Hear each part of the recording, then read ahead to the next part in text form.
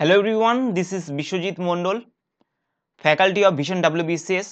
আজকে আমাদের video topic হচ্ছে Indian polity by M Laxmikanth 6th edition, অর্থাৎ যে লেটেস্ট এডিশনটা রয়েছে সেই এডিশনের প্রতিটা চ্যাপ্টার ওয়াইজ আমাদের এমসিকিউ সলভ করা হচ্ছে আমাদের এই ভিডিও সিরিজের উদ্দেশ্য। ঠিক আছে, সো টোটাল এই ভিডিও সিরিজে আমাদের 50টা ভিডিও থাকবে এবং প্রতিটা ভিডিওতে আমরা 10টা করে কোশ্চিন আলোচনা করব। এবার তোমাদের মনে হচ্ছে যে শুধুমাত্র 10টা কোশ্চিন করলে কি হবে, ঠিক আছে?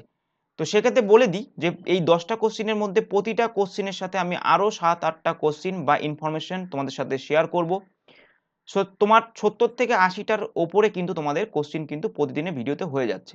তার মানে তোমরা যখন 50টা কোশ্চিন কমপ্লিট করবে, মানে 50টা ভিডিও কমপ্লিট করবে, তোমার কিন্তু 3500 থেকে 4000 কোশ্চিন কমপ্লিট হয়ে যাবে, যেটা কিন্তু more than sufficient for your exam. Clear? তার সাথে সাথে আমি অনেক কনসেপ্টে বলবো। ভিডিও একটু লেন্দি হতে পারে, কিন্তু তোমাদের বলে রাখি যে তোমরা একটা স্টেটের টপ মোস্ট লেভেলের এক্সামের জন্য প্রিপারেশন নিচ্ছ, তো সেক্ষেত্রে কিন্তু তোমাদের একটু টাইম নিয়ে ভালো করে মন দিয়ে কিন্তু ভিডিওগুলো দেখতে হবে। ঠিক আছে, আমি পুরো ডিটেলসে আলোচনা করব এম লক্ষ্মীকান্ত। তোমরা জানো যে এম লক্ষ্মীকান্ত কিন্তু ইন্ডিয়ান পলিটির মাদার বুক, অর্থাৎ ইউপিএসসি হোক বা ডাব্লিউবিসিএস হোক, সমস্ত অ্যাসপিরেন্টটাই কিন্তু এই সাবজেক্ট এই বইটা কিন্তু পড়ে। তো সেক্ষেত্রে এই বইয়ের আমি কিন্তু চ্যাপ্টার ওয়াইজ এমসিকিউ সলভ করব। ঠিক আছে, সো তোমাদের বলতে পারি যে এই 3500 থেকে 4000 কোশ্চিন তো তোমরা যদি একবার কমপ্লিট করে নাও, তোমরা এখানে 70 থেকে 85% পর্যন্ত কোশ্চিন তোমরা হুবহু কমন পাবে তোমাদের পরীক্ষার খাতাতে। তোমরা জানো যে এবার ডাব্লিউবিসিএস প্রিলিমস 2021-এর যে প্রিলিমসটা হবে সেটা এখনো টাইম রয়েছে 5 মাসের মতো। তো এর মধ্যে আমরা ভিডিও কিন্তু আমাদের যে ভিডিও সিরিজটা সেটা কিন্তু কমপ্লিট করে দেব। ঠিক আছে, তো কাট অফ কিন্তু খুব হাই যাচ্ছে, তোমাদের সেইভাবে মন দিয়ে পড়াশোনাটা করতে হবে। চলো আর টাইম নষ্ট করবো না, আমরা চলে যাবো আমাদের কোশ্চিনে কি আছে। তার আগে বলে দিই যে লক্ষ্মীকান্তের বইটা যদি তোমরা খোলো তাহলে প্রথমেই দেখতে পাবে চ্যাপ্টার 1-এ historical background of Indian constitution রয়েছে, অর্থাৎ কিভাবে যে ইন্ডিয়ান কনস্টিটিউশনটা তৈরি হয়েছে তার যে ইতিহাস, ঠিক আছে, সেটাই বলা আছে। তো সেখান থেকে কিন্তু প্রচুর পরিমাণে কোশ্চিন হয়। তো এটা হয়তো একটা ক্লাসে কমপ্লিট হবে না, আরেকটা ক্লাস এর উপর আসবে। সো তোমাদের যা যা প্রয়োজন সমস্ত কোশ্চিনগুলো আমরা নিয়ে আসবো, তোমাদের চিন্তা করার কিছু নেই, তোমরা শুধু ভিডিও সিরিজটাকে ফলো করো। চলো প্রথমে দেখে নিই এখানে কি টাইপের কোশ্চিন রয়েছে। প্রথমে দেখো এখানে প্রথম যে 4টে কোশ্চিন আছে বা 4টে কোশ্চিন রয়েছে সেগুলো কিন্তু খুবই ইজি কোশ্চিন আছে। 3টে কোশ্চিন আছে যেটা হচ্ছে মিডিয়াম টাইপের কোশ্চিন এবং 3টে কোশ্চিন আছে যেটা হচ্ছে কি ডিফিকাল্ট কোশ্চিন। এবার তোমাদের মধ্যে যারা 7টা কোশ্চিনের ওপরে অ্যান্সার করবে তাদের বলবো তোমরা ঠিক পথেই আছো, তোমাদের চিন্তা করার কিছু নেই, শুধু তোমাদের রেগুলার বেসিসে পড়াশোনা করতে হবে। যারা 5-এর নিচে অ্যান্সার করতে পারবে, নিচে অ্যান্সার করবে, তাদের বলবো তোমাদের কিন্তু প্রচুর হার্ডওয়ার্কের দরকার আছে এখনো। ঠিক আছে, তোমাদের কিন্তু ইমপ্রুভমেন্টের প্রয়োজন আছে। তোমরা যে স্যারের কাছে পড়ছো সেই স্যারকে বলো যে ভালো করে পড়াতে, বা নিজেরা যারা যদি বাড়িতে পড়ে থাকো তাহলে কিন্তু ইমপ্রুভমেন্ট করার চেষ্টা করো, না হলে কিন্তু ভীষণ প্রবলেমে পড়বে। ঠিক আছে, আর যারা 8টা 9টা করছো তাদের তো কিছু বলারই নেই। ক্লিয়ার? তোমরা কমেন্ট সেকশনে লিখে জানাবে যে তোমরা কটা অ্যান্সার করতে পারলে। অবশ্যই তোমাদের বলে দেবো যে তোমরা এর যে পিডিএফ সেটা আমাদের টেলিগ্রাম গ্রুপে তোমরা পেয়ে যাবে। ঠিক আছে, কিন্তু তোমাদের তবুও বলবো, কারণ আমি কোশ্চিন শুধুমাত্র 10টা করলেও কি হবে, অনেক ইনফরমেশন লেখাবো, তোমরা নোটবুক নিয়ে বসবে, তোমরা নোট করতে করতে যাবে, তোমাদের পরীক্ষার জন্য কিন্তু যেগুলো ভীষণ হেল্পফুল হবে। ক্লিয়ার হয়েছে? চলো প্রথম কোশ্চিনটা কি আছে সেটা দেখে নেব। বারবার বলছি টাইম কিন্তু আমাদের একটু বেশি লাগতে পারে, কিন্তু আমি পুরো ডিটেলসে আলোচনা করব। ঠিক আছে, দেখো 1 নম্বর কোশ্চিন যেটা রয়েছে সেখানে কি আছে, Indian constitution is called a living document because it can be. ভারতের যে সংবিধানটা রয়েছে সেটাকে লিভিং ডকুমেন্ট বলা হয়। কারণ কি? কারণ কিসের জন্য এটাকে কি করা যায়, তার উপর কিসের উপর বেস করে এটাকে বলা হচ্ছে। তোমরা যদি ইন্ডিয়ান লক্ষ্মীকান্ত পড়ো তাহলে তোমরা ইজিলি করতে পারবে। ইন্ডিয়ান লক্ষ্মীকান্তে বলা আছে যে ভারতের যে কনস্টিটিউশন সেটাকে বলা হচ্ছে living document and organic document. ঠিক আছে, কেন বলা হচ্ছে? বলা হচ্ছে, আশা করি করতে পেরেছো, এটা হচ্ছে অ্যামেন্ডেড, অর্থাৎ সংশোধনের উপর বেস করে ভারতের যে সংবিধান সেটাকে যে সংশোধন করা হচ্ছে তার উপর বেস করে এটাকে বলা হচ্ছে living document and organic document. বোঝা গেল? এবার সংশোধনের কথা যখন আসলো তখন তোমার প্রথমেই তোমার মাথায় যেটা হিট করবে সেটা হচ্ছে কি, যে আমাদের সংশোধনে আমাদের যে সংবিধান তার আর্টিকেল নাম্বার 368-তে এই সংবিধান সংশোধনের কথা বলা আছে। ঠিক আছে, এবার তোমাদের আমি জিনিসগুলো আরো কিছু ইনফরমেশন দেবো, তোমরা নোট করতে করতে যাবে। দেখো প্রথম ইনফরমেশন দিচ্ছি যে লিভিং ডকুমেন্ট বা অর্গানিক ডকুমেন্ট কি জিনিস, এর কি উদাহরণ আছে আমি বলে দিচ্ছি। Living document and organic document. Organic document কি জিনিস? দেখো আমাদের ইন্ডিয়ান কনস্টিটিউশনের যে লক্ষ্মীকান্ত সেখানে বলা আছে যে ইন্ডিয়ান যে কনস্টিটিউশনটা সেটাকে লিভিং ডকুমেন্ট কেন বলা আছে, কেন বলা হয়, ঠিক আছে? সেটা আমি তোমাদের পুরো বাংলাতে ইজি প্রসেসে বুঝিয়ে দিচ্ছি, তাহলে তোমরা কনসেপ্টটা পুরোপুরি বুঝে যাও। দেখো আমাদের যে আর্টিকেলটা মানে আমাদের যে সংবিধানটা যখন 26শে জানুয়ারি 1950 সালে কার্যকর হয়েছিল, ঠিক আছে? অর্থাৎ আমাদের 26শে নভেম্বর 1949 সালে অ্যাডপ্ট হয়েছিল এবং তারপর 26শে জানুয়ারি 1950 সালে আমাদের কি হয়েছিল, এটা এটা কার্যকর হয়েছিল, কেম ইনটু ফোর্স, ঠিক আছে? Indian constitution came into force 26 জানুয়ারি 1950। এই যে ডেটে যখন সংবিধানটা কার্যকর হয়েছিল তখন যে অরিজিনাল কনস্টিটিউশনটা ছিল সেখানে কতগুলো আর্টিকেল ছিল জানো? 395টা আর্টিকেল ছিল, 22টা পার্ট ছিল এবং 8টা শিডিউল ছিল। কিন্তু বর্তমানে সেটা আর নেই, বর্তমানে 395 জায়গায় হয়ে গেছে 466টা, 22টা পার্টের জায়গায় হয়ে গেছে আমাদের 25টা, 8টা শিডিউলের জায়গায় হয়ে গেছে আমাদের কতগুলো, আমাদের 12টা শিডিউল। অর্থাৎ কি চেঞ্জ হচ্ছে, সময়ের সাথে সাথে এটা ডেভেলপড হচ্ছে। একটা শিশু, একটা বাচ্চা শিশু মানে বাচ্চা যখন ছোট থাকে তারপর সময়ের সাথে সাথে কি হয়, সে ডেভেলপড হয়, সে ম্যাচিওর হয়, আস্তে আস্তে বড় হয়। ঠিক তেমনি ভাবে আমাদের যে ইন্ডিয়ান কনস্টিটিউশনটা রয়েছে সেটাও কিন্তু ডেভেলপ হচ্ছে সময়ের সাথে সাথে। কারা ডেভেলপ করছে, কারা সংশোধন করছে? আমাদের দেশের জনগণ কিছু ব্যক্তিকে, তারা সবাই তো এক জায়গায় গিয়ে করতে পারবে না, সেই জন্য কিছু ব্যক্তিকে পাওয়ার দিয়েছে, অর্থাৎ তারা পার্লামেন্টে যাবে, তারা পার্লামেন্টে গিয়ে ভোটিং এর মাধ্যমে তারা কি করবে, এই সংবিধানটাকে সংশোধন করবে। বোঝা গেল? এই সংবিধান সংশোধন করার প্রসেস গুলো অনেক রকম আছে, সেগুলো আমরা পরে বোঝাবো, ঠিক আছে? তাহলে অনেক বড় লেন্দি ভিডিও হয়ে যাবে। ক্লিয়ার? তাহলে কি আমাদের যে সংবিধান সেটা দিনের পর দিন সংশোধন হচ্ছে, সে দিনের পর দিন ম্যাচিওর হচ্ছে, দিনের পর দিন ডেভেলপ হচ্ছে, যার জন্য এটাকে বলছে কি লিভিং ডকুমেন্ট। এখানে জ্যান্ত ডকুমেন্ট বলতে এই সেন্সে বোঝানো হচ্ছে, ঠিক আছে? এটা কিন্তু দৌড়ে বেড়াচ্ছে না, সেই সেন্সে তোমরা উল্টো পাল্টা ভাববে না, এটা এই সেন্সে ভাববে যে এটা দিনের পর দিন ডেভেলপ হচ্ছে, এর কিছু আমাদের ন্যাশনাল ফিউচারের কথা ভেবে ন্যাশনাল ইন্টারেস্টে বা আগের কিছু ফল্টস ছিল সেগুলোকে সংশোধন করা হচ্ছে, তো কিছু আর্টিকেল ইনক্লুড করা হচ্ছে, আস্তে আস্তে এটাকে ম্যাচিওর মানে এটাকে ডেভেলপ করা হচ্ছে, যার জন্য এটাকে বলা হয় living and organic document. Clear হলো? তাহলে 1 নম্বর পয়েন্ট দেখো, এই পয়েন্টগুলো নোট করতে করতে যাবে, আমি কিন্তু বারবার বলবো না, আজকে ফার্স্ট ডে বলে আমি বলছি। 368 নম্বর আর্টিকেল, এটা অ্যামেন্ডমেন্টের যে প্রভিশনটা রয়েছে আর্টিকেলে সেটা বলবে, 368 নম্বর আর্টিকেলে খুব ইম্পর্টেন্ট পরীক্ষার জন্য। লিভিং ডকুমেন্ট বলা হয় আমাদের কবে কার্যকর হয়েছিল সংবিধান, এটাও একটা ইম্পর্টেন্ট পয়েন্ট। 395খানা আর্টিকেল ছিল অরিজিনাল কনস্টিটিউশনে, সেটাও একটা ইম্পর্টেন্ট পয়েন্ট। কতগুলো পার্ট ছিল, বর্তমানে কতগুলো আছে, সমস্ত কিছু আমি বললাম। এর সাথে সাথে মনে রাখবে যে ইন্ডিয়ান যে কনস্টিটিউশন সেটাকে আর কি নামে ডাকা হয়? এটাকে বলা হয় partly flexible, partly flexible, flexible and partly rigid. এটা আবার কি স্যার? এটা তো বুঝলাম না, এটা নয় আপনি বোঝালেন, বুঝলাম, এটা কি জিনিস?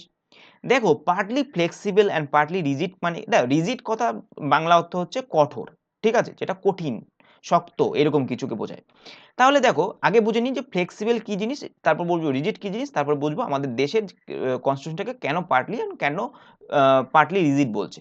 ফ্লেক্সিবল যদি বলি মানে হচ্ছে কি, যেটাকে সহজে এমন এক ধরনের কনস্টিটিউশন যেটাকে সহজে সংশোধন করা যায়। ফর এক্সাম্পল যদি আমি বলি ইউকের যে কনস্টিটিউশন রয়েছে, আমাদের যে ব্রিটিশ বা ব্রিটেন রয়েছে, সেই ব্রিটেনের যে কনস্টিটিউশনটা রয়েছে সেই কনস্টিটিউশনটা যদি আমি কোনো রকম সেই কনস্টিটিউশনের মধ্যে যে সমস্ত প্রভিশন গুলো রয়েছে সেগুলো যদি আমি চেঞ্জ করতে যাই বা সেগুলো যদি আমি সংশোধন করতে যাই, আমাকে খুব বেশি কমপ্লিকেটেড প্রসেসের মাধ্যমে যেতে হবে না, আমি খুব ইজি প্রসেসের মাধ্যমে সেগুলোকে সংশোধন করতে পারবো, যার জন্য এটাকে বলছে কি পার্টলি ফ্লেক্সিবল।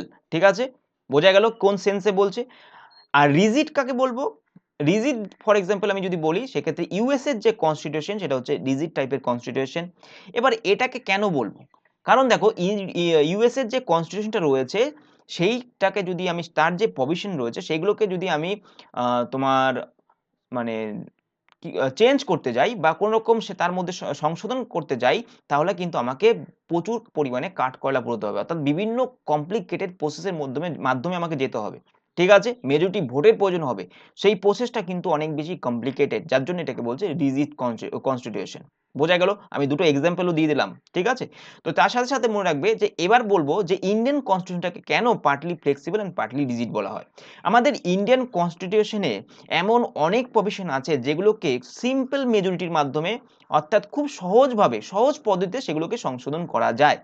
তোমরা যে মেজরিটি, অনেক রকম মেজরিটি হয়, স্পেশাল মেজরিটি, সিম্পল মেজরিটি, এই মেজরিটিগুলো আমরা পরে পার্লামেন্ট, আরো কোশ্চিন তোমাদের আসবে, ভিডিও সিরিজটা ফুল দেখো, সমস্ত কোশ্চিন তোমাদের মানে আস্তে আস্তে শেষ করব, ঠিক আছে। সমস্ত কোশ্চিনের ডিটেলস তোমাদের সাথে আলোচনা করব, আলোচনা করব, ঠিক আছে। তো টেনশন করার কিছু নেই। যে সিম্পল মেজরিটির মাধ্যমে কি হয়, আমাদের যে ইন্ডিয়ান কনস্টিটিউশনের কিছু প্রভিশন রয়েছে, কিছু আর্টিকেল রয়েছে যেগুলোকে সংশোধন করা যায় খুব ইজি প্রসেসের মাধ্যমে। আবার কিছু কিছু জিনিস আছে, কিছু কিছু প্রভিশন রয়েছে যেগুলোকে যদি আমি চেঞ্জ করতে যাই, যেগুলোকে যদি আমি সেই প্রভিশনগুলোকে যদি আমি সংশোধন করতে যাই, তাহলে কিন্তু আমাকে কমপ্লিকেটেড প্রসেসের মাধ্যমে যেতে হবে। বোঝা গেল? সেই প্রভিশনগুলোকে আমি যদি ইমপ্লিমেন্ট করতে যাই, তাহলে সেক্ষেত্রে কিন্তু প্রচুর পরিমাণে কমপ্লিকেটেড প্রসেসের মাধ্যমে যেতে হবে। সে যেমন ধরো স্পেশাল মেজরিটি, যেখানে কিন্তু প্রচুর পরিমাণে ভোটের প্রয়োজন হয়ে থাকে, ঠিক আছে। তো সেক্ষেত্রে প্রসেসটা কিন্তু অনেক বেশি কমপ্লিকেটেড।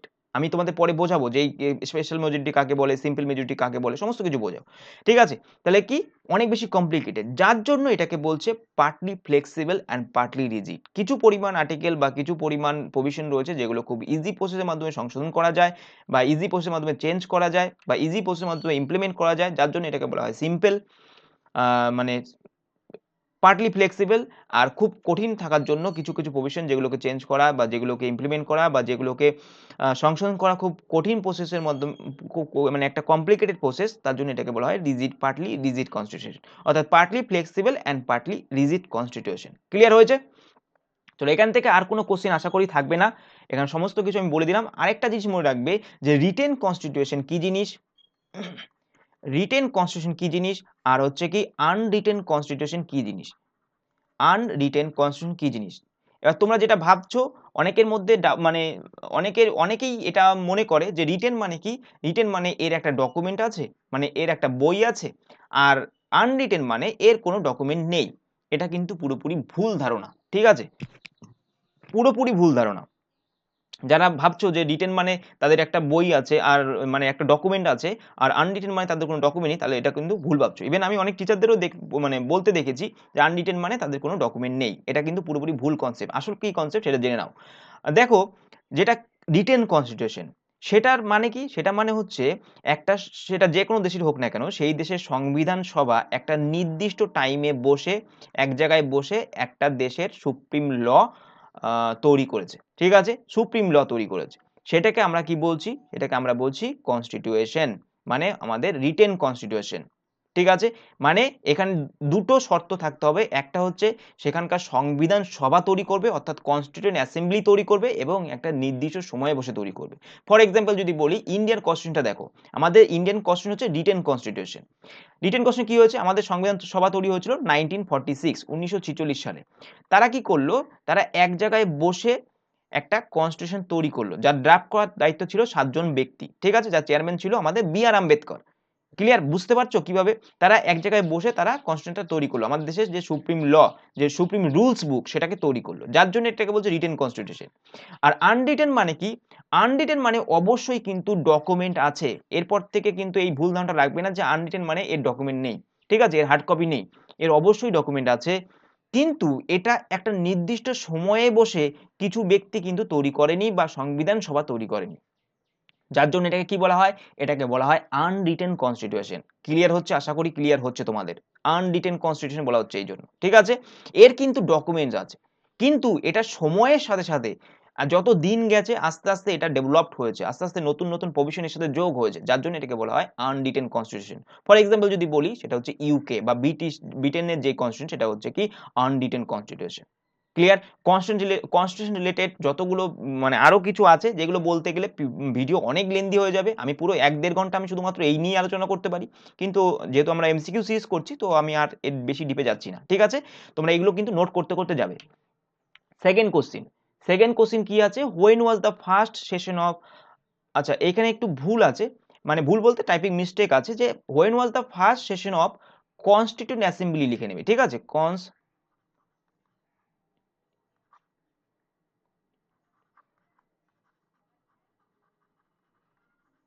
বলছে কি when was the first session of constituent assembly held on, বলছে কনস্টিটিউয়েন্ট আমাদের যে সংবিধান সভা হয়েছিল তার যে প্রথম সভাটা হয়েছিল সেটা কবে হয়েছিল, এটাই জিজ্ঞাসা করেছে তোমাকে। ঠিক আছে, তাহলে অ্যান্সার কি হবে তোমরা সবাই জানো, ইজি কোশ্চেন এটা। ঠিক আছে, তাহলে অ্যান্সার কি হবে?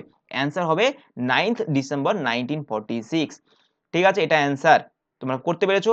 এর সাথে আর কি ইম্পর্টেন্ট, এইটা যখনই তোমরা দেখবে তখনই তোমার মাথায় আসতে হবে যে যখন 9 ডিসেম্বর 1946 অর্থাৎ প্রথম সেশন হয়েছিল সেটা কোথায় হয়েছিল? এটা হয়েছিল নিউ দিল্লিতে হয়েছিল। ঠিক আছে, এবং মানে দিল্লিতে হয়েছিল এবং এই যে সেশনটা হয়েছিল এর একজন টেম্পোরারি প্রেসিডেন্টের নাম কি? সচিদানন্দ সিনহা। ঠিক আছে, একজন অ্যাডভাইজার ছিল, অ্যাডভাইজারের নাম কি? অ্যাডভাইজার নাম হচ্ছে BN রাও। এই নামগুলো কিন্তু মনে রাখবে, এগুলো কিন্তু ভীষণ ইম্পর্টেন্ট। ক্লিয়ার? এখান থেকে আরো যেই অপশনগুলো রয়েছে সেগুলো তোমাকে ডিসকাস করে দিচ্ছি। তোমাদেরও কিন্তু এইভাবেই পড়তে হবে। ঠিক আছে, তোমরা যেহেতু এখন MCQ সলভ করছো আর তোমাদের সামনে এক্সাম রয়েছে, সেক্ষেত্রে কিন্তু প্রতিটা অপশন থেকে তোমরা কি কি পয়েন্ট জানো সেটা জানার চেষ্টা করবে। ঠিক আছে, এইভাবেই কিন্তু অ্যাকচুয়াল পড়ার প্রসেস, এটাই কিন্তু সঠিক নিয়ম। এমন না শুধুমাত্র অ্যান্সারটাই জানলাম, তার সাথে সাথে আর বাকি যে অপশনগুলো থাকবে সেগুলোর কি ইম্পর্টেন্স আছে সেগুলো কিন্তু তোমাকে জানতে হবে। দেখো প্রথম যেই অপশনটা রয়েছে সেটা কি ইম্পর্টেন্স রয়েছে? 26শে নভেম্বর 1949, তোমাদের একটু আগেই বললাম যে এই দিনে ইন্ডিয়ান কনস্টিটিউশনটাকে অ্যাডপ্ট হয়েছিল। ঠিক আছে, কনস্টিটিউশন অ্যাডপ্টেড বাই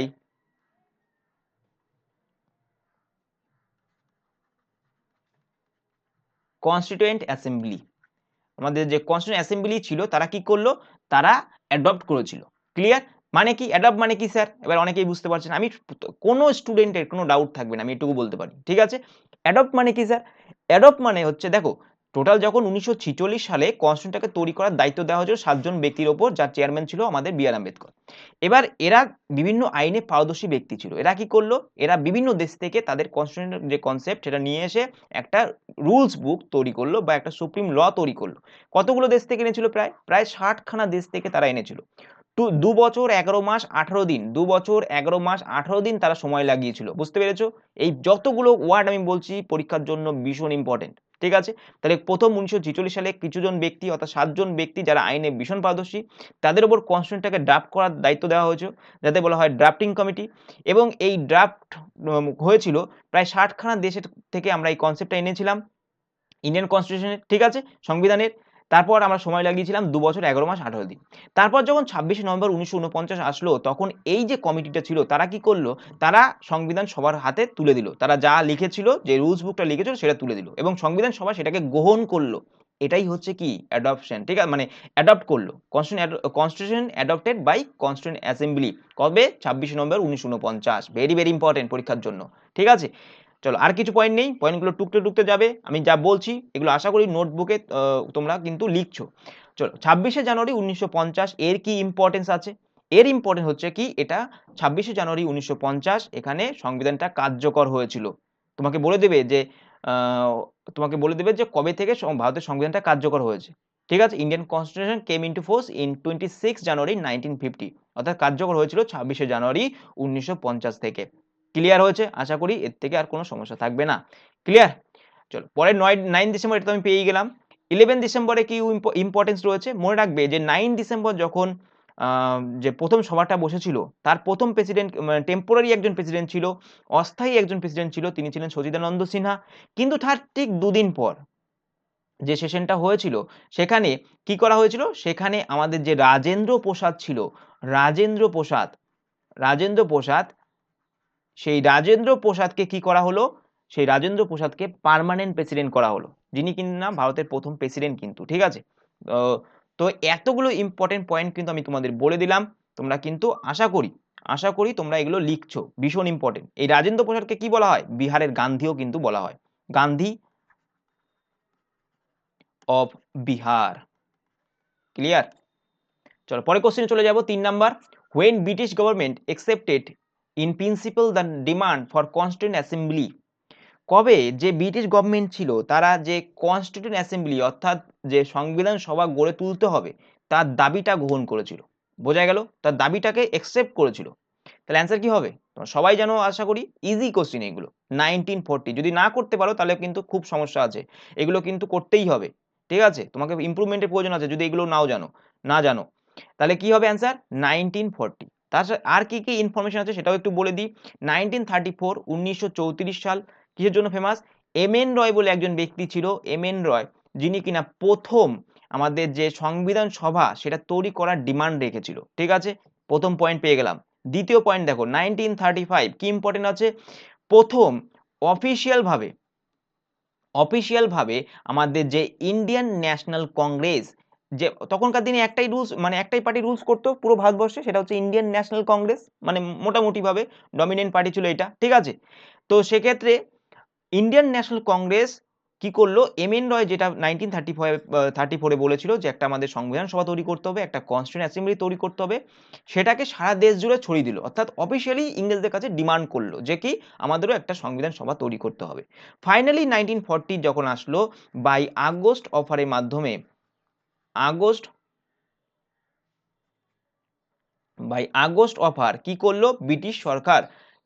মানে যে কংগ্রেসের যে দাবিটা ছিল যে একটা সংবিধান সভা তৈরি করতে হবে, সেটাকে একসেপ্ট করে নিল। ক্লিয়ার? প্রতিটা পয়েন্ট কিন্তু ইম্পর্টেন্ট। 1946 কিসের জন্য ইম্পর্টেন্ট? এই সময় আমাদের কনস্টিটিউশন অ্যাসেম্বলি তৈরি হয়েছিল। ক্লিয়ার? চলো এখান থেকে আর কিছু নেই। 4 নম্বর কোশ্চেনে কি আছে বলছে, which act is called as act of settlement? Act of settlement কোন অ্যাক্টকে বলছে? ইজি কোশ্চেন, করতে পারবে আশা করি। কি হবে? চলো টাইম আপ। বলে দিচ্ছি কি হবে, এটার অ্যান্সার হবে piece India act 1784। Piece act 1784। Clear? দেখো, পিস অ্যাক্ট 1784 এর কি ইম্পর্টেন্স আছে, তোমাকে প্রতিটা অ্যাক্ট পড়তে হবে। Regulating act, government of India act, piece India act, এর কি কি বৈশিষ্ট্য আছে সেগুলো কিন্তু পরীক্ষায় দেয়। এগুলো কিন্তু পরীক্ষায় শুধুমাত্র ওই বৈশিষ্ট্যগুলোই তুলে দেবে এবং বলে দেবে তোমার তো এটা কত নম্বর আর্টিকেলে আছে, মানে আমাদের কত নাম্বার অ্যাক্টে এটা বলা আছে। ঠিক আছে? এটা কিন্তু ইম্পর্টেন্ট। ঠিক আছে? তোমরা কিন্তু যখন থিওরি পড়বে, লক্ষ্মীকান্তের বইটা কিন্তু তোমরা ফলো করো। যখন থিওরি পড়বে তখন কিন্তু তোমরা এই অ্যাডগুলো খুব মন দিয়ে পড়বে। মেন্সে কিন্তু এখান থেকে প্রচুর কোশ্চিন হয়। দেখো, তাহলে এটা কি পেয়ে গেলাম? Piece act 1784। এর সম্বন্ধে সুন্দর একটা গল্প আছে। গল্পটা মনে রাখলে তোমরা করতে পারবে। আমি তোমাদের সামনে একটু পরেই বলছি যে কোথা থেকে তোমরা থিওরিটা পড়বে। ঠিক আছে? তার আগে বলে দিই যে রেগুলেটিং অ্যাক্ট 1773 এটা কি জিনিস?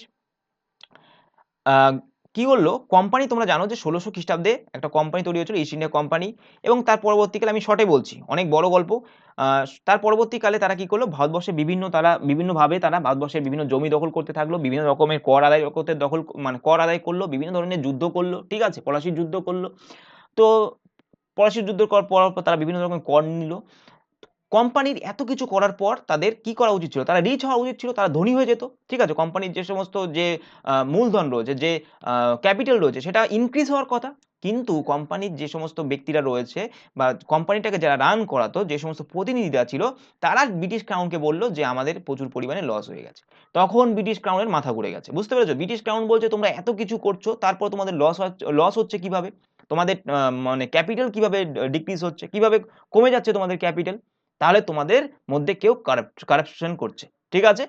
এবার এই কারাপশনটাকে রেগুলেট করার জন্য কি করা হলো? ব্রিটিশ গভর্নমেন্ট বললো হ্যাঁ, তোমাদের এখন যা সাহায্য লাগবে আমরা সেটা তোমাদের দেব, তোমাদের যা যা মূলধনের প্রয়োজন আছে, সেগুলো ক্যাপিটালের প্রয়োজন আছে, সেগুলো আমরা দেব, কিন্তু তোমাদের আমরা রেগুলেট করব। অর্থাৎ ব্রিটিশ মানে এখানে কিন্তু ব্রিটিশ ক্রাউনের কথা বলছি, যারা ইংল্যান্ডে বসে আছে।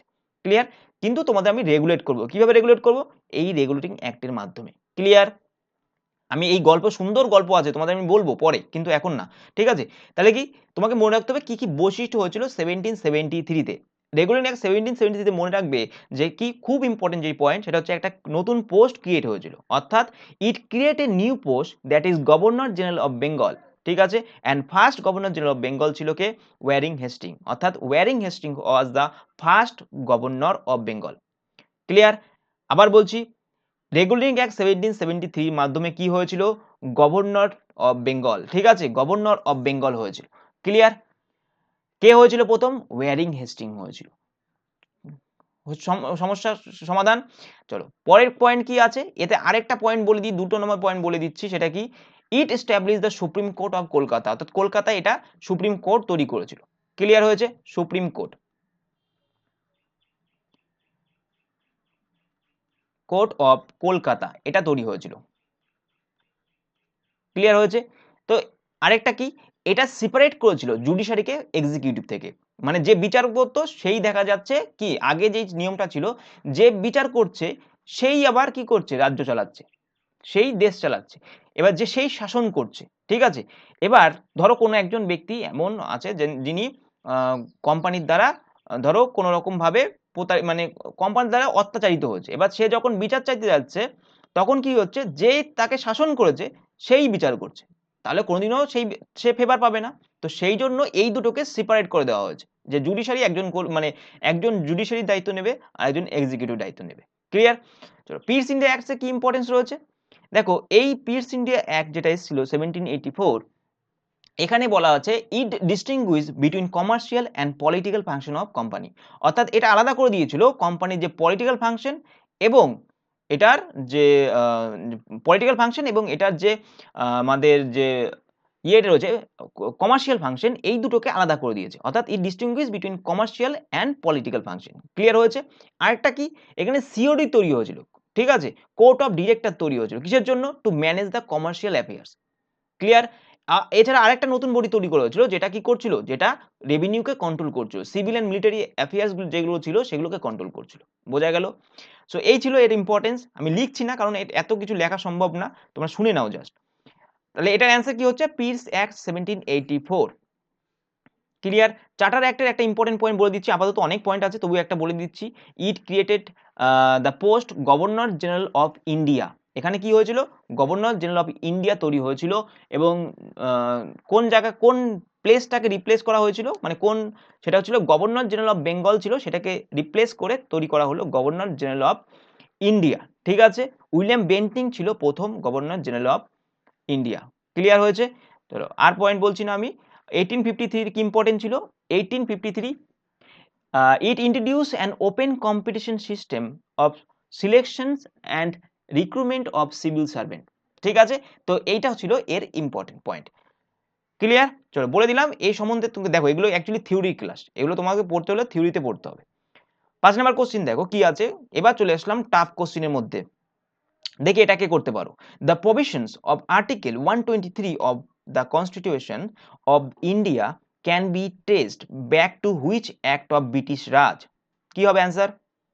বলছে কি, কোশ্চিনটার বাংলা মানেটা যারা বাংলা পড়ছো তাদের বলে দিচ্ছি, বাংলা মানেটা আমি বলছি যে কি, আর্টিকেল 123 এটার মধ্যে আমাদের যে পূর্বের যে অ্যাক্টগুলো এসেছিল,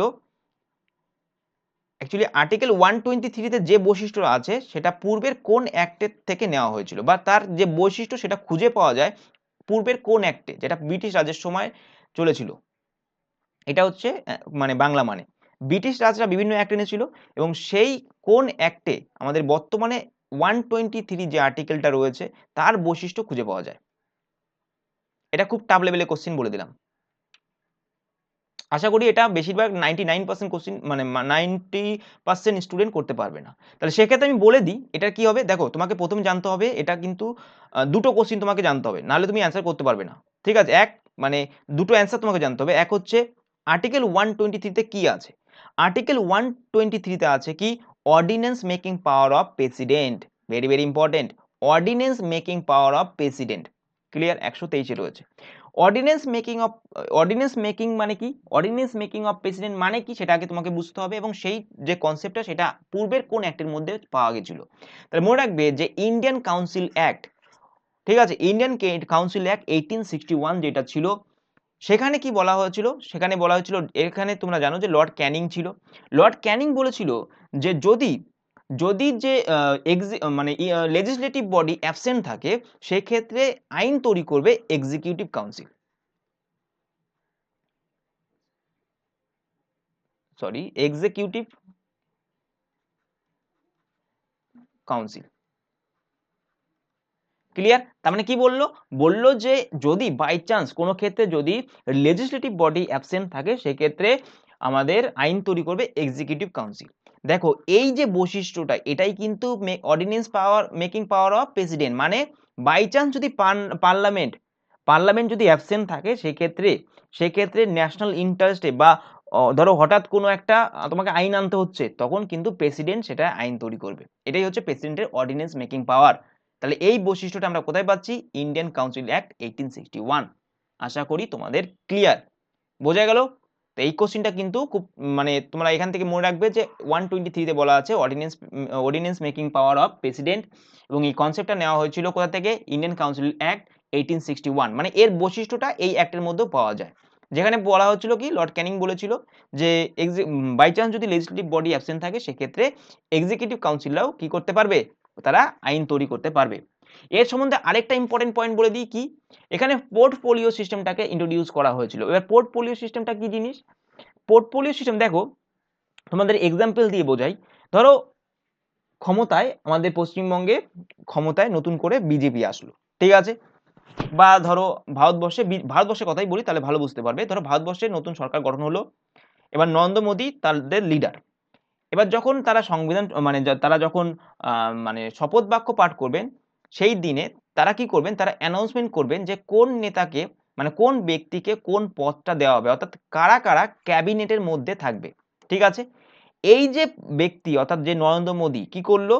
পাওয়ারটাকে ডিস্ট্রিবিউট করলো, অর্থাৎ এক মানে ধরো একে বলে দিল এই এ ব্যক্তি কি পাচ্ছে, এ ব্যক্তি ডিফেন্স মিনিস্টার হচ্ছে, বি ব্যক্তি হচ্ছে হেলথ মিনিস্টার, সি ব্যক্তি হচ্ছে এডুকেশন মিনিস্টার, ডি ব্যক্তি হচ্ছে আমাদের ফাইন্যান্স মিনিস্টার, এরকম করে পাওয়ারটাকে ডিস্ট্রিবিউট করলো।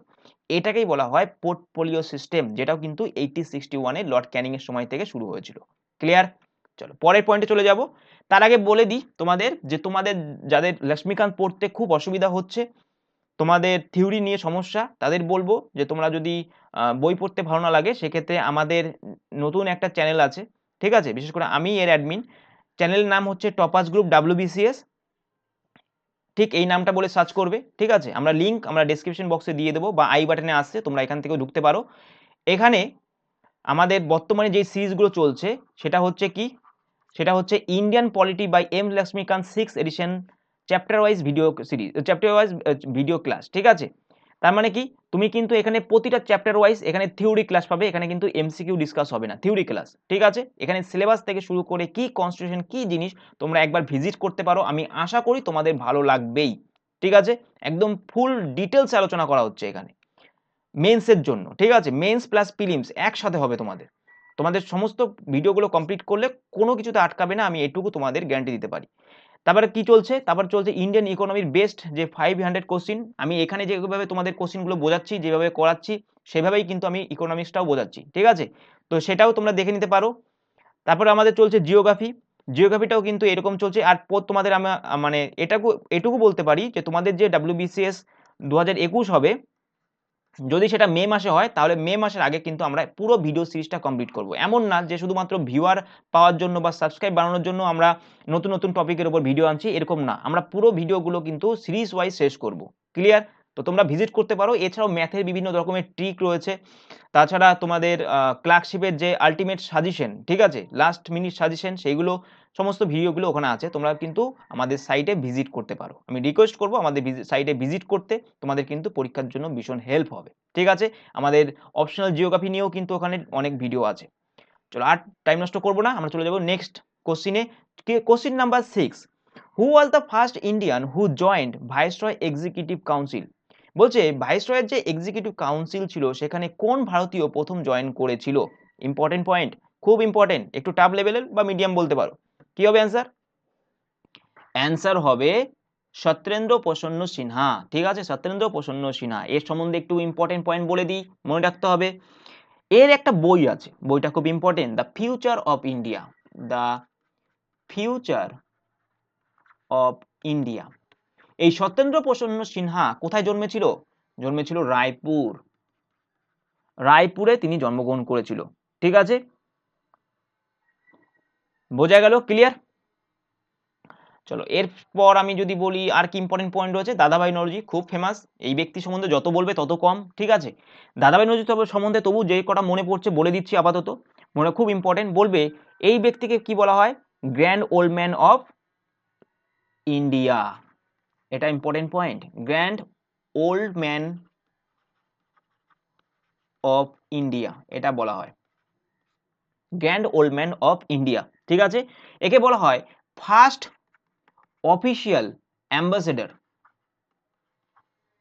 Official ambassador to England. Very very important point. দ্বিতীয় পয়েন্ট বলে দিই, তৃতীয় নম্বর পয়েন্ট কি বলছি, একে বলা, এর একটা বিখ্যাত বই আছে কি, poverty and un-British rule in India, poverty and un-British rule of India, এটা লেখা আছে, ঠিক আছে। এই বইটা কিন্তু ইম্পর্টেন্ট বই। ক্লিয়ার? তাহলে এই পয়েন্টগুলো কিন্তু মাথায় রাখবে। বাকি আমরা এরপর আরো যখন কোশ্চেন করব তখন এর সম্বন্ধে আরো আমাদের যে বৈশিষ্ট্য রয়েছে সেগুলো কিন্তু আলোচনা করব, ঠিক আছে। চলো পরের কোশ্চেনে চলে যাচ্ছি, একটু লেন্দি হয়ে যাচ্ছে ভিডিও, তাই আমি বেশি ডিটেলসে যাচ্ছি না, ঠিক আছে। 7 নাম্বার কোশ্চেন কি আছে, যেগুলোতে কনসেপ্টের প্রয়োজন রয়েছে সেগুলো আমি অবশ্যই তোমাদের বোঝাবো। 7 নাম্বার কোশ্চেন আছে, by which act British Raj allowed to Christian missionary to operate in India. বলছে কোন অ্যাক্টের মাধ্যমে ব্রিটিশরা অ্যালাউ করেছিল খ্রিস্টান যে মিশনারিগুলো সেগুলোকে ভারতে অপারেট করার জন্য, এটাকে পারমিশন দিয়েছিল, কবে থেকে, কোন অ্যাক্টের মাধ্যমে। তাহলে অ্যান্সার কি হবে, অ্যান্সার হবে charter act 1813। Very very important, charter act 1813।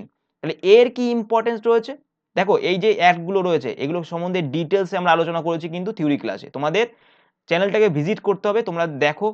আমি এটুকু বলতে পারি আমাদের পশ্চিমবঙ্গের আর অন্যান্য চ্যানেলের মতো না এটা, ঠিক আছে। তোমরা একটু ভিজিট করো তাহলে তোমরা বুঝতে পারবে। তো এখানে বলে দিলাম যে চার্টার অ্যাক্ট 1813 এটা কি, এখানে কি বলছে, ইট allow to Christian missionary to operate in India, অর্থাৎ ইন্ডিয়াতে পারমিশন দিচ্ছে খ্রিস্টান মিশনারিকে কি করার জন্য, তাদের যে প্র্যাকটিস করার জন্য, অর্থাৎ অপারেট করার জন্য। ক্লিয়ার? বোঝা গেল। দ্বিতীয় পয়েন্ট যদি আমি বলি সেক্ষেত্রে কি হবে, সেক্ষেত্রে কোম্পানি প্রথম ফার্স্ট টাইম কি করেছিল, প্রথম 1 লাখ টাকা দিয়েছিল কিসের জন্য বলো তো, company first time propose that ₹1 lakh to be invest in India for promotion of western education, অর্থাৎ ওয়েস্টার্ন এডুকেশনটাকে প্রমোট করার জন্য 1 লাখ টাকা দেওয়ার কথা ঘোষণা করেছিল, ঠিক আছে। এটাও কিন্তু খুব ইম্পর্টেন্ট পয়েন্ট, ওয়েস্টার্ন এডুকেশনটাকে প্রমোট করার জন্য। অর্থাৎ তোমরা এখান থেকে আরেকটা পয়েন্ট বলি, খুব ইম্পর্টেন্ট, ভারতে কবে থেকে ইংরেজি শিক্ষা ব্যবস্থা চালু হয়, 1835 থেকে, ঠিক আছে। এটাকে মানে কার প্রচেষ্টায় যদি বলে তাহলে সেক্ষেত্রে অবশ্যই আমাদের রাজা রামমোহন রায়, ঠিক আছে।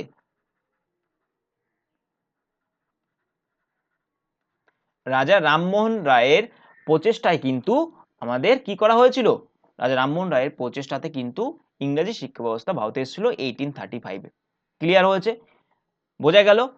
চলো, আর গভর্নমেন্ট অফ ইন্ডিয়া অ্যাক্ট 1858 সম্বন্ধে আপাতত একটা পয়েন্ট বলে দিই, সেটা কি, এই যে অ্যাক্ট, এই অ্যাক্টের মাধ্যমে ইস্ট ইন্ডিয়া কোম্পানিকে এবার বলল তোমরা বন্ধ থাকো, তোমাদের আর কাজ করতে হবে না। পাওয়ারটা কে নিয়ে নিল, ব্রিটিশ ক্রাউন। একটু আগেই তোমাদের বলছিলাম যে কি, ব্রিটিশ ক্রাউন কি করলো, রেগুলেটিং অ্যাক্টের মাধ্যমে ইস্ট ইন্ডিয়া কোম্পানিকে কি করতে থাকলো, রেগুলেট করতে থাকলো। কিন্তু আস্তে আস্তে কি হলো, তারা পাওয়ারটা নিয়ে নিল। কি গল্প কি না গল্প আমরা কিন্তু থিওরি ক্লাসে ভালোভাবে বুঝিয়েছি, ঠিক আছে। তো এখানে দেখো ইস্ট ইন্ডিয়া কোম্পানি কি করলো, এটাকে অ্যাবলিশ করে দিল এবং পাওয়ারটা কার হাতে চলে গেল, ব্রিটিশ ক্রাউনের হাতে, ঠিক আছে। এবং ভারতের যে প্রতিনিধি রইল ব্রিটিশ ক্রাউনের, তাকে কি তৈরি কি বলা হতো, secretary of state, secretary of state তৈরি করা হলো, ঠিক আছে। তো এরকম অনেক পয়েন্ট আছে, সেগুলো আমরা পরে দেখে নেব কি কি আছে।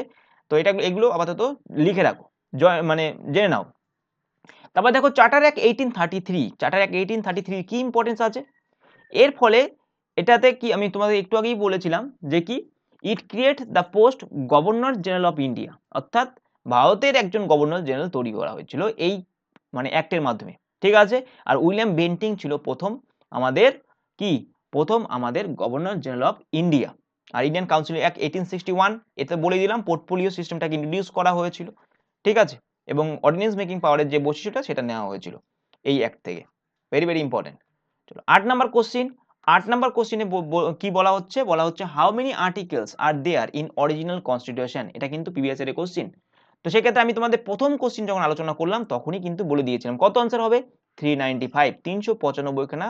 আর মানে আমাদের অরিজিনাল যে কনস্টিটিউশনটা ছিল সেখানে ছিল, অর্থাৎ যেটা 26শে জানুয়ারি 1950 সালে কার্যকর হয়েছিল, যেই বইটা বা যে সুপ্রিম লয়ের বুকটা, যে কনস্টিটিউশনটা, যে গাইড বুকটা, যে রুলস বুকটা, সেই বইটাতে টোটাল 395টা আর্টিকেল ছিল, ঠিক আছে, টোটাল আমাদের পার্ট ছিল কতগুলো, 22টা পার্ট ছিল। তো এটা রোমান হরফে লিখতে হয়, তোমরা জানো সবাই।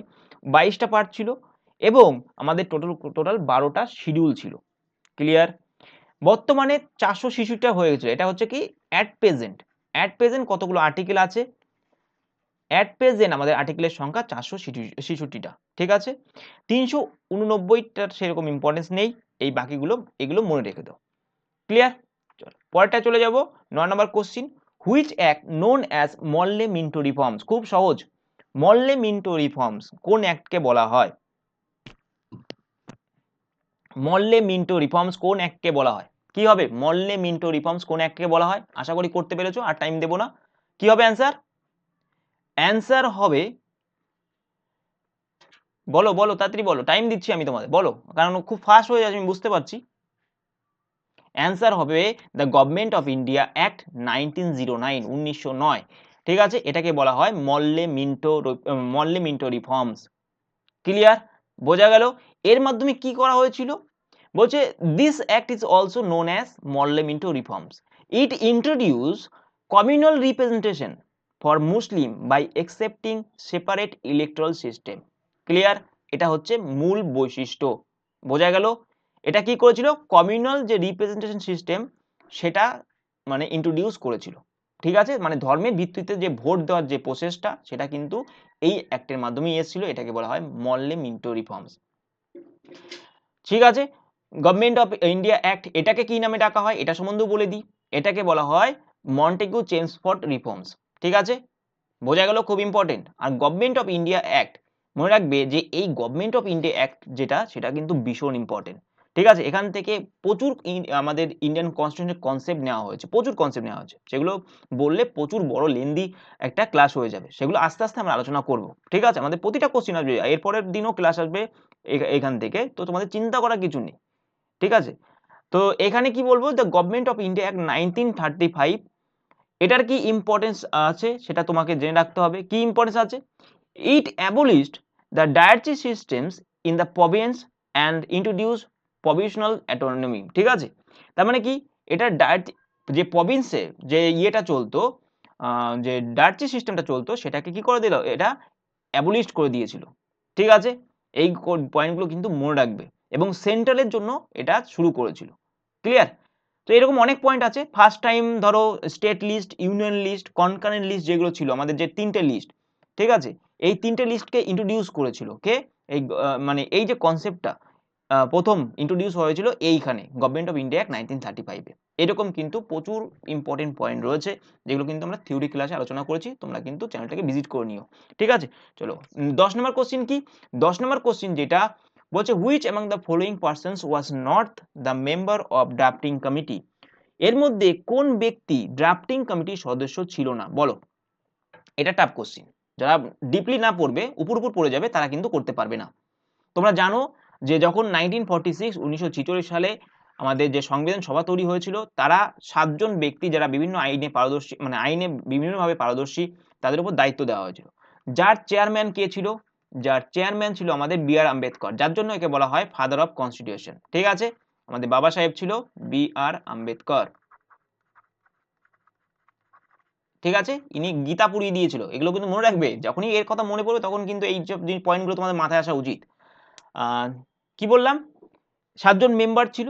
এই 7জন মেম্বারের মধ্যে এখানে 3জন ব্যক্তি আছে যিনি মেম্বার, আরেকজন আছে যিনি মেম্বার না। বলো কি হবে?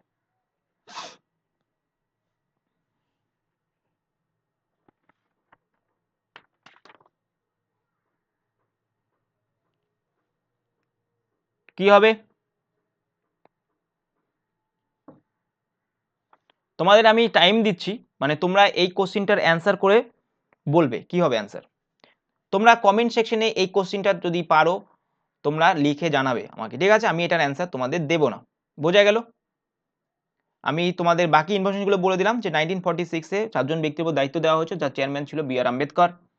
ক্লিয়ার? তারা কি করেছিল? একটা ড্রাফট করেছিল, টোটাল 60খানা দেশ থেকে কনসেপ্ট এনেছিল তারা। 2 বছর 11 মাস 18 দিন সময় লেগেছিল। টোটাল 64 লাখ টাকা খরচা হয়েছিল কনস্টিটিউশনটাকে তৈরি করতে। আমাদের যে কনস্টিটিউশন অ্যাসেম্বলি, ঠিক আছে, তাদের যে দায়িত্ব দেওয়া হয়েছিল, তারা কি করেছিল? টোটাল 64 লাখ টাকা খরচা করেছিল পুরো কনস্টিটিউশনটাকে তৈরি করতে। বোঝা গেল? তো এই ইনফরমেশনগুলো আমি বললাম, তোমরা এই কোশ্চেনটার অ্যান্সার অবশ্যই কমেন্ট সেকশনে লিখে জানাবে। তবেই তোমরাও আমি যখন তোমাদের বলবো তোমরা সেইটা করবে, তাহলে আমার এবং তোমাদের মধ্যে একটা ভালো মানে একটা ভালো যোগাযোগ স্থাপন হবে, যাতে আমি বুঝতে পারবো যে তোমরা আমার ভিডিওগুলো ঠিকঠাক দেখছো, এবং তার সাথে আমি পরের দিন যখন প্রথম ভিডিও আলোচনা করব এই কোশ্চেনটা আগে আলোচনা করব, তারপর তোমাদের বাকিগুলো আলোচনা করব। আমি দেখবো জাস্ট তোমরা এটা করতে পারছো কিনা। ঠিক আছে? ক্লিয়ার? চলো, তাহলে আজকের আমাদের ভিডিও এই পর্যন্তই। তোমরা চ্যানেলটাকে সাবস্ক্রাইব করে নিও, এইরকম ভালো ভালো ভিডিও তোমরা এই চ্যানেলে পেয়ে যাবে। ঠিক আছে? আর তোমাদের অসংখ্য ধন্যবাদ এই ক্লাসটা করার জন্য এবং এই ভিডিওটা দেখার জন্য।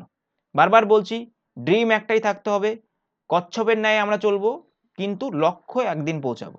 ঠিক আছে? টাটা।